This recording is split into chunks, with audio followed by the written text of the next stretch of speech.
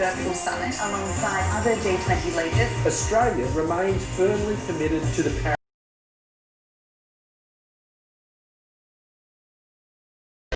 Good afternoon, London News. I'm going to reintroduce you to Alan Jones from Sky News and his guest Mark Latham. These two gentlemen are not afraid to speak the truth, not like our corrupt and criminal politicians. In fact, there's no such thing as a politician. It's just another man or a woman with the gift of the gab. They call it poly, means many, many, many, so on and so forth.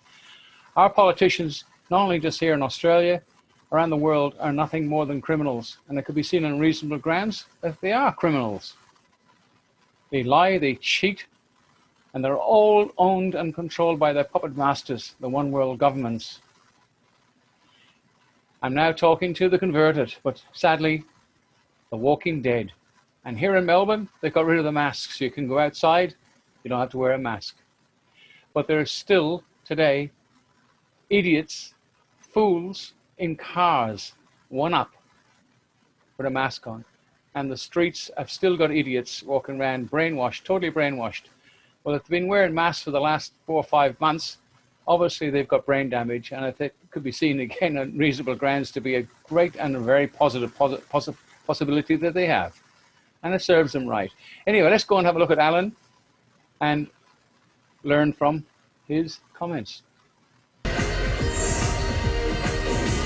Live, this is Alan Jones. The public anger following the release of this Brereton report into what might or might not have happened with our soldiers in Afghanistan, make no mistake, apply the pub test, the public are angry.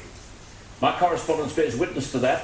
One writer says, we have desktop officers investigating our veterans from the Afghan theatre of war. Most of these high-ranked officers have never walked in the shoes of these men on the front line. They were directing everything from the safety of the bunker.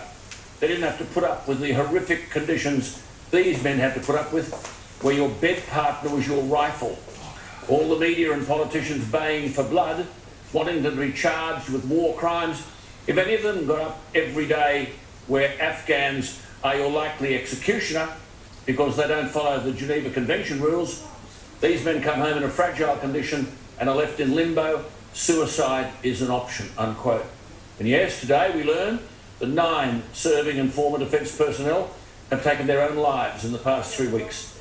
8 men and 1 woman, aged from their 20s to their 50s. One mother who lost her veteran son to suicide said her heart was breaking for other families.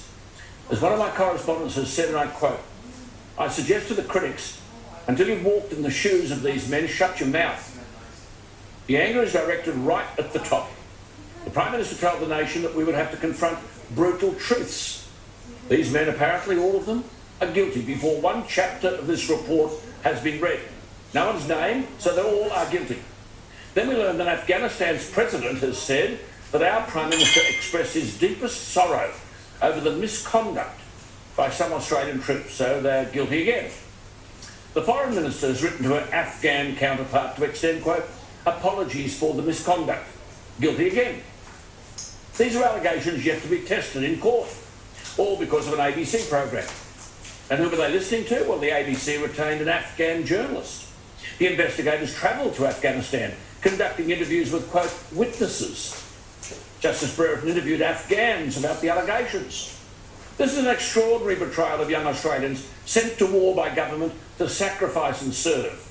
And now the Prime Minister is warning against, quote, a media trial before the justice system can deal with the findings. Hang on.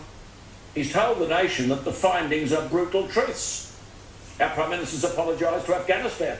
The Foreign Minister has written to extend apologies for the misconduct. Guilty again.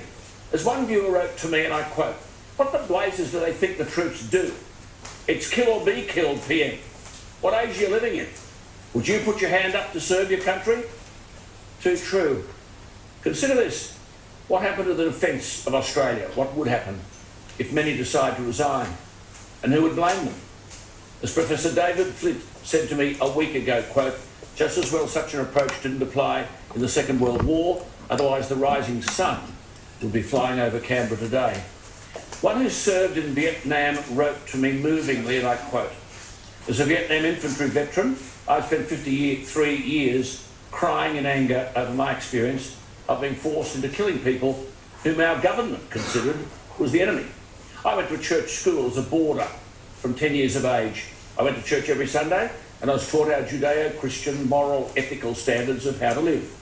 Then at 20 years of age, the government took me out of my sheltered life and thrust me into the killing fields.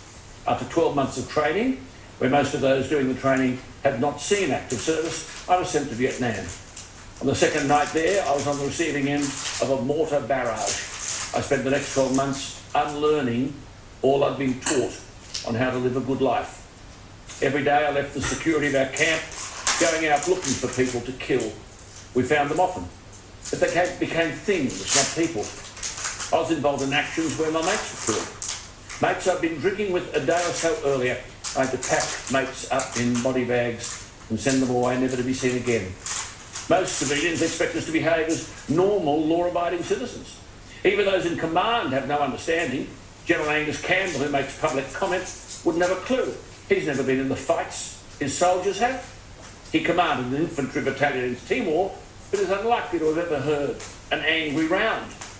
Ask him, writes David to me, has he ever been under fire like his troops, so he can understand the pressure they are put under?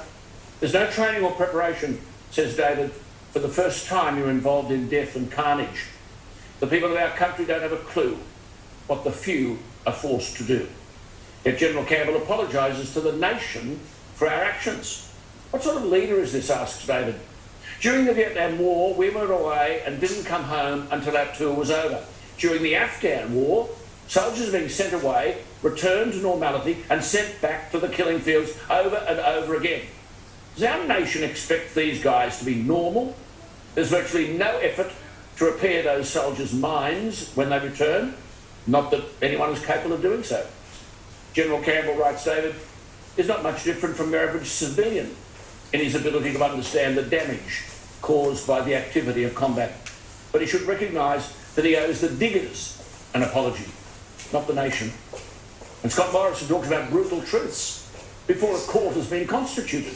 Apologises to the President of Afghanistan before a court has been constituted, and then says, we don't want a media trial. The Taliban have responded, as one would expect, and described our men as savage, degenerate invaders. Well, the public won't readily forget those responsible for the pile-on against our troops who serve and sacrifice. And you know what happens when they leave the cause after 16 or 18 years of service? Not a brass razoo, no pension, nothing. Anonymity and social oblivion. No one from politics, the Defence Department or Veterans Affairs ever picks up a phone. The pile-on following the release of this report turns these fine and selfless Australians into pariahs if they weren't already. This is betrayal of the worst kind. The good news is Australians are not ashamed of their brave young soldiers. They're ashamed of the Mother Teresas, quick to run to judgment. Charles Province was a veteran of the US Army. He's the president of the George S. Patton Historical Society. It was he who wrote the poem, It is the Soldier. Perhaps some of those people in Canberra should read it. It's the soldier, not the minister, who's given us freedom of religion. It's the soldier, not the reporter, who's given us freedom of the press. It's the soldier, not the poet, who's given us freedom of speech. It's the soldier, not the campus organiser, who's given us freedom to protest. It's the soldier, not the lawyer, who's given us the right to a fair trial. It's the soldier, not the politician, who's given us the right to vote. It's the soldier who salutes the flag, who serves beneath the flag, and whose coffin is draped by the flag, who allows the protester to burn the flag. Yes, indeed. To the political headline grabbers, one word of advice. Save your outrage for the disgraceful and continuing deaths by suicide from those who served and felt abandoned. And as for this report, whose details yet to be ventilated in the appropriate justice forums, spare us your synthetic and opportunistic outrage. It offends decent and grateful Australians. What do you think? Email me, alan@skynews.com.au, or the text line 0414 000 848. And remember, you can listen to the program live on the iHeart Radio app. Well, I continue to receive plenty of correspondence on the continuing debate about the fairness of the American presidential election. I'll give you the latest tomorrow night. Suffice to say, Alan Dershowitz is a highly esteemed American lawyer and legal scholar known for his scholarship of US constitutional law and American criminal law. A former professor of law at Harvard University, he is regarded as a rusted-on Democrat.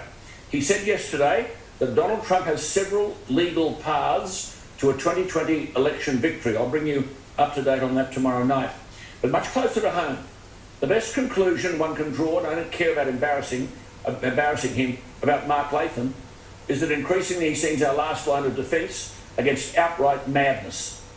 This energy debate, if that's what you call it, though the proponents of renewable energy and climate change don't want to debate, they want to silence different opinions.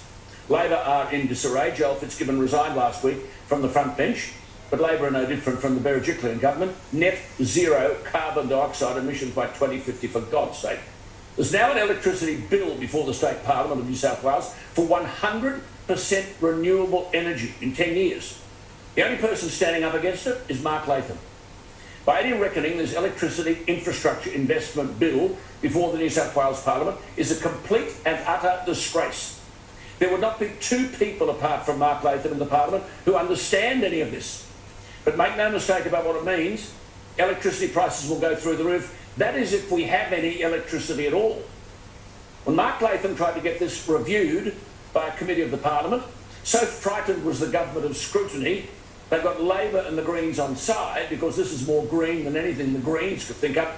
It won't go to any committee for scrutiny. And what business is doing, I've got no idea. But Mark Latham has submitted 249 amendments. He joins me tonight. Mark Latham, you're a credit to the cause, but it is a battle. I mean, it's not dramatic to say this is scandalous stuff. Yeah, it's absolutely scandalous, Alan, and that the worst public policy, and in New South Wales, the development of crony capitalism, it always occurs in secret. When you haven't got full transparency of information, you've got a Minister, Matt Keane, who's keeping the modelling, the audit, the very damning audit on the modelling secret. He hasn't been willing to have a committee process. I mean, in the New South Wales Upper House, a tree frog farts and we have a committee inquiry to find out why. Here is the most important economic reform, so-called reform, in New South Wales in our lifetime, and there's an attempt by Labor, Liberal and the Greens to rush it through in just a couple of days. And the scandal's not just in the secrecy, it's also the impact on consumers, because the bill, unbelievably, gives Matt Keane full control to levy the electricity distributors to collect enormous amounts of money and pass it straight on to consumers to cross-subsidise and underwrite the profitability of renewable energy rent-seeking companies. Now, that in itself is a disgrace. This will cost consumers many hundreds of dollars a year in increased electricity prices. Keane himself has got a claim out there that it's going to save $130 a year for households, $430 for small business. But Alan, that claim he's making, and he's trying to make people think it's based on current electricity costs. It's actually on a scenario, a do-nothing worst-case scenario, where the government just sits there and does nothing. No new generation, just watches the existing generators close, which would create a supply crisis and skyrocketing prices. So Keane, I'm afraid, is permanently loose with the truth. He holds secrets. He never does anything unless it's a sneaky way to do it. And what's happening now between Liberal, Labor and the Greens in the New South Wales Parliament is a full-on disgrace to democracy. Absolutely, you're 100% correct. And the further lie, the Green Shoebridge said the bill had the support of business. But you referred to a public statement on Saturday from the operator of the Vales Point coal-fired power station. I'll quote that for our viewers. Prior to this gross intervention by the New South Wales Government in their electricity infrastructure roadmap, I had thought there was broad political bipartisan support for the continuing operation of the different states' coal-fired power stations post-Liddell closure until equivalent replacement dispatchable generating capacity was fully committed and operational. And he referred to this bill as, quote, a massive change to electricity law which will have investors seeking legal redress against the government. Now, AGL has talked of freezing and reviewing assets. To put it simply, Mark, this is about actually eliminating coal-fired power and pretending that it can be replaced by renewable energy. Absolutely. They want to go 100% renewable.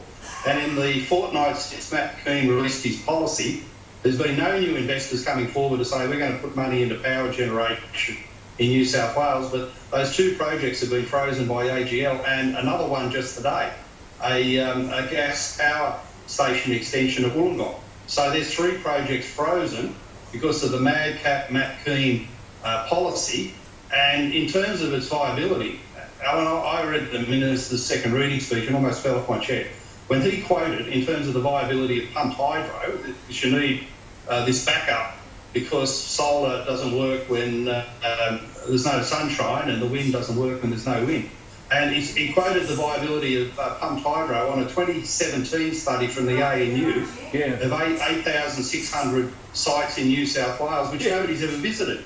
This is all satellite mapping. Nobody's visited these sites. No, some of them are dry being gullies. led to believe. Well, Some of them are dry they gullies. are dry gullies, absolutely. But we're being led to believe in New South Wales they haven't built a dam in 33 years, mainly the objections of the environmental movement. Now we're led to believe they're going to build hundreds. One at the top of the hill, one at the bottom for pumped hydro. There's going to be hundreds of these things to keep the lights on. And of course, the environmental movement will come out as soon as they find a yellow-striped frog to complain about the new dam. So But where's the whole Gladys thing Berejiklian? is a complete and utter myth. Where's Gladys Berejiklian? Where's the leader? I mean, Canberra weren't consulted. Electricity generators not consulted. You try to get hold of the modelling, you can't. You try to have the regulation reviewed by the committee, you can't. Labor and the Greens support it. Keane says the plan will lower prices. But a price is a function of supply. Without coal and no guaranteed investment in renewables, supply is under threat. Are they going to knock all coal-fired power stations out of the energy chain? Well, they are. They want to go 100% renewable, and it's a radical experiment. Right now, in New South Wales, 80% of the power comes from coal-fired power stations. 4 out of every 5 lights in the viewers' homes tonight, they're powered up by those stations. Now, Gladys Berejiklian and Matt Keane want to close them, and in the space of a decade go 100% renewable with no guarantee that pumped hydro is viable, no guarantee that the unproven technology of battery storage is viable. This is a disaster waiting to happen. And as for Gladys, she told Theresa May recently it would be a dream to have net zero 2050. Well, they might as well join the Greens, these people, Alan. They are green liberals with no sense of decency or public policy structure for creating jobs and investment, keeping the lights on, and giving the electricity consumers a fair go. This is a policy for blackouts waiting to happen and the deindustrialisation of New South Wales. Our manufacturing base will evaporate. Good on you. Outstanding work, Mark. Outstanding work.